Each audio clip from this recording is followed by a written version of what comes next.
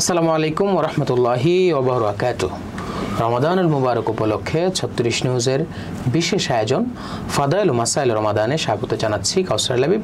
আপনাদের পক্ষ থেকে বেশ কিছু প্রশ্ন এসেছে, সেই প্রশ্নগুলোর সারি সমাধান আমরা জেনে নেব আমাদের সম্মানিত অতিথি শাইখুল হাদিস মুফতি জাকারিয়া হাফিজাহুল্লাহর কাছে।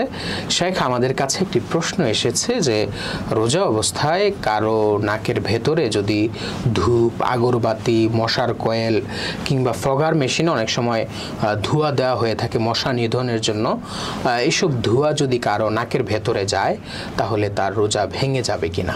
নাহমাদুহু ওয়া নুসাল্লি আলা রাসূলিহিল কারীম, আম্মা বাদ।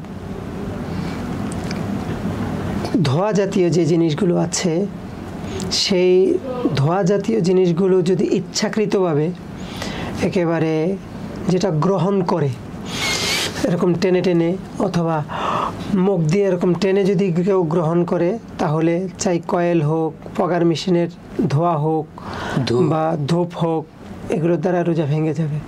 কারণ অনেকেরই এটা অভ্যাস আছে এবং তাদের কাছে ভালো লাগে যে কি এটা একটা সে একটা খাবার গ্রহণের মতোই কি গ্রহণ করতে থাকে। বা ওই যে বিড়ি সিগারেট যেমন খায়, তারা ধূপ একটা কি লাগে গ্রহণ করে, ঠিক এভাবেই গ্রহণ করে, তাহলে রোজা ভেঙে যাবে। আরেকটা হলো যে না, এমনিই জরুরতের কারণে চালিয়ে রাখছে, নিজের কাছে ভালো লাগে না, কিন্তু মশার বাঁচার জন্য কয়েল জ্বালিয়ে রেখেছে, ইচ্ছাকৃতভাবে সে নিচ্ছে না, এমনি এসে যাচ্ছে। ঘরের সুঘ্রাণের জন্য আগরবাতি জ্বালিয়ে রেখেছে, ঘরের সুগন্ধির জন্য, সুঘ্রাণের জন্য এক কোনায় জ্বালিয়ে রেখেছে, এটা নাকে এসে গেছে। একটা হলো কাছে একবারে নেওয়া, আরেকটা হলো যে কোনো এক জায়গায় রেখে দিয়েছে, ওখান থেকে এসে যাওয়া। এভাবে যদি এসে যায় তাহলে রোজা ভাঙবে না, আর যদি সরাসরি গ্রহণ করে তাহলে রোজা ভেঙে যাবে। এমনভাবে ফগার মেশিন, অনেক সময় দেখা যায় বাচ্চারা নিজেরাই যায় একটা, তাদের কাছে এই ইয়েটা ভালো লাগে, এই ধোঁয়াটা ভালো লাগে, গ্রানটা ভালো লাগে, এই জন্য তারা ইচ্ছাকৃতভাবে নেয়। এভাবে যদি ইচ্ছাকৃতভাবে নেয় তাহলে রোজা ভেঙে যাবে।